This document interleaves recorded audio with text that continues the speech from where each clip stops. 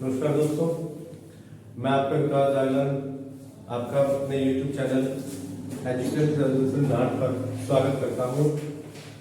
दोस्तों, पिछली वीडियो में हमने एक ओवरऑल एक राउंड अप लिया था अपनी इंग्लिश लैंग्वेज का कि इंग्लिश लैंग्वेज में कौन कौन से टॉपिक हमारे शामिल होते हैं। उसमें शायद आपको कुछ चीजें क्लियर नहीं होंगी क्योंकि मैंने उसको सिर्फ एक ओवरऑल राउंड अप इसलिए दिया था ताकि आप लोगों को ये समझ में आ जाए कि आपके इंग्लिश लैंग्वेज के अंदर टॉपिक कौन कौन से हैं। उसी वीडियो से रिलेटेड एक छोटा सा इंट्रोडक्शन और मैं आपके लिए बना रहा हूँ कि हमारी जो इंग्लिश लैंग्वेज है उसके अंदर सबसे पहले जो हमारा काम होगा बेटे, हमारा वो काम टेंस को पढ़ने का।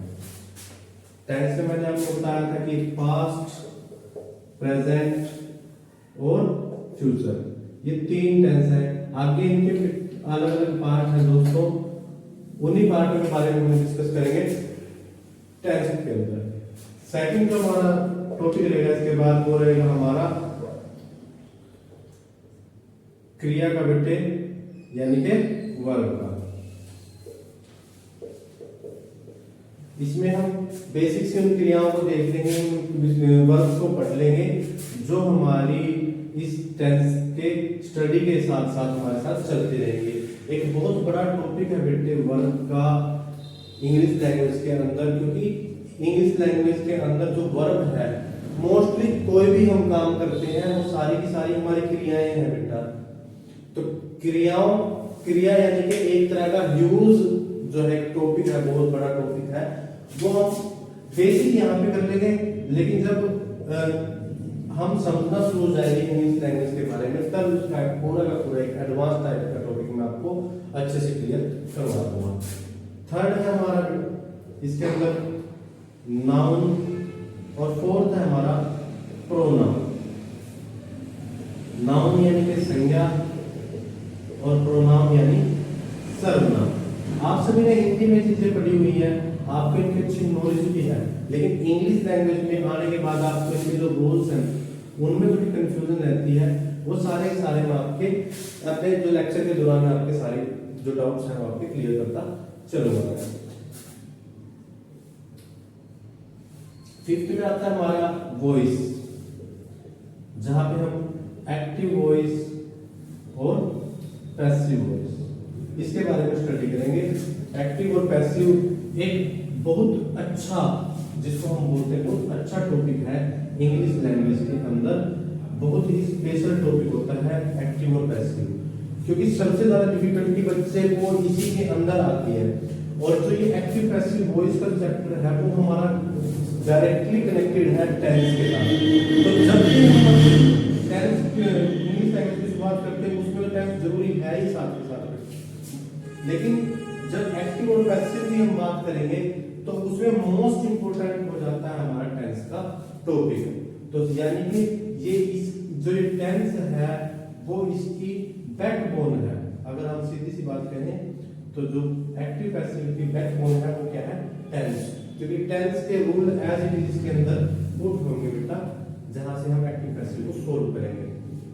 उसके बाद जो हमारा टॉपिक आता है, अगर मैं 6th पॉइंट पे बात करूं हमारे टॉपिक की, तो उसमें आता है हमारा नरेशन।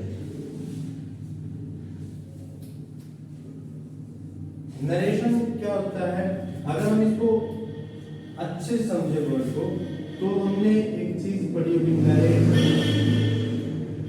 नरेट यानी कि किसी चीज का वर्णन करना, किसी भी चीज का वर्णन करना। कि मान लो हमने कोई इंसिडेंट है जो अपनी आंखों से देखा है, या किसी ने हमसे कुछ बात कही है, उसको हम किस तरह से किसी दूसरे आदमी को या किसी तीसरे आदमी को उसे किस तरह से दिखाएंगे हम, वो सारा कुछ आता है नरेशन के अंदर। वर्णन करना, किसी भी चीज का वर्णन करना। जैसे कि आपने अपनी अर्लियर क्लासेस में आपने पढ़ा होगा, जो आपकी पहले आप 10th में या 9th में जब भी आप एकेडमिक ईयर में थे आपने चीजें पढ़ी होंगी।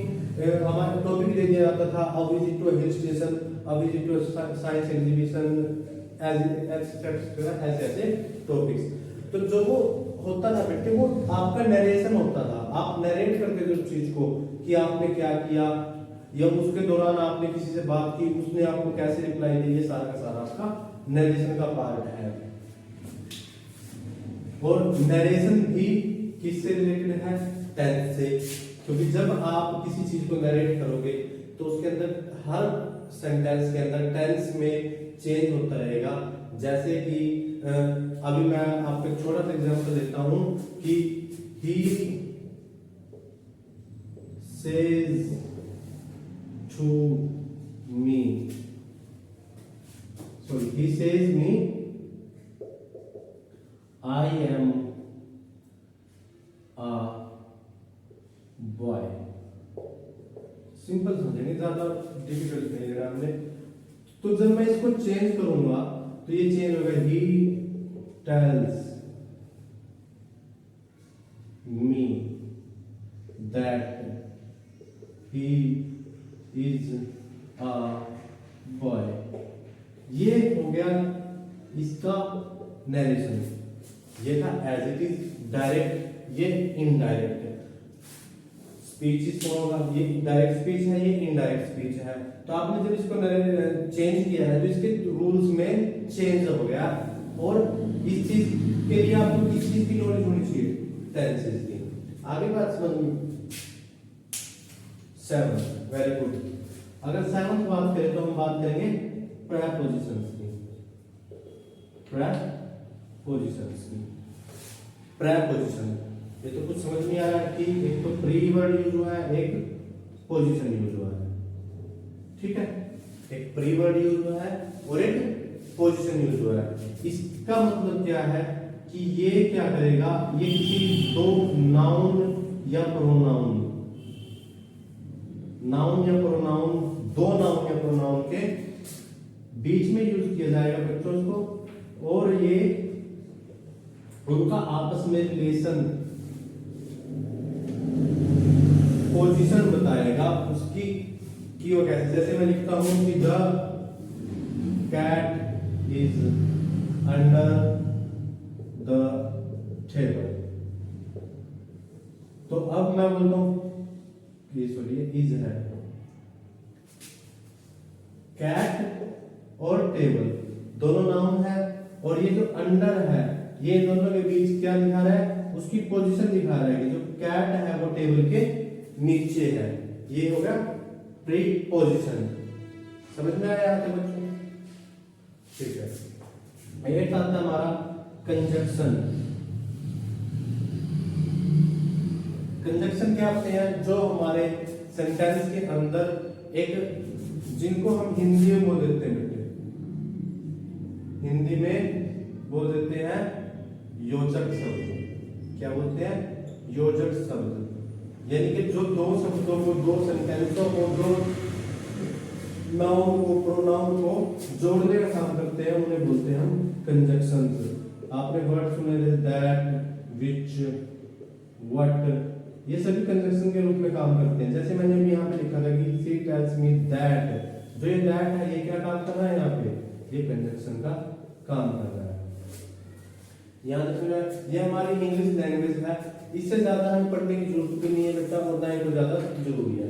उसके बाद रहती है बात हमारी वोकैबुलरी। ये हमारे इंग्लिश लैंग्वेज का सबसे इंपॉर्टेंट पार्ट है वोकैबुलरी, यानी कि शब्दकोश हमारा जो इंग्लिश लैंग्वेज का है वो हमारे लिए सबसे जरूरी है। क्योंकि जब तक हमारे पास शब्द नहीं होंगे ना तो हमें चीजों का पता होगा, और इस नॉलेज का भी तभी हम यूज कर सकेंगे जब हमारे पास वर्ड होंगे, जब हमारे पास शब्द होंगे, ठीक है। तो वोकैब में क्या क्या था हमारे बेटे? सबसे पहले हम साइनोनियम, एंटोनियम, इडियम्स, फ्रेजेस और वन वर्ड सब्स्टिट्यूशंस,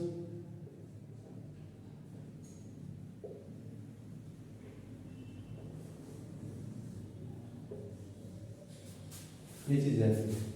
इनका हम क्या करेंगे, जैसे हम कोई भी टॉपिक करेंगे तो मैं आपको डेली क्लासेस के साथ या क्लासेस से अलग भी आपको 5 से 10 वर्ड आपको विद साइनोनियम और विद एंटोनियम और उनके एक्सप्लेनेशन के साथ मैं आपको देता रहूंगा। इस एवरेज से अगर हम हफ्ते में हर रोज अगर मैं आपको 5 से 7 देता हूं तो लगभग हमारे 50 के आसपास के जो वर्ड है हम कवर कर लेंगे। अबाउट टू दिस लैंग्वेज कि अगर ये लैंग्वेज का हमारे टॉपिक नहीं भी क्लियर हो रहे हैं तो भी मैं आपको एंटोनियम साइनोनियम डेली देता रहूंगा, वर्ड्स आपको मिलते रहेंगे, क्योंकि जब तक हमारा शब्दकोश अच्छा होता रहेगा हमें इन चीजों को समझने में भी आसानी होगी बेटा। तो आज के लिए इतना ही, बाकी अगली क्लास में मैं आपको टॉपिक वाइज आपके सारे चैप्टर्स को स्टार्ट कर दूंगा। तब तक के लिए गुड बाय, जय हिंद, जय भारत।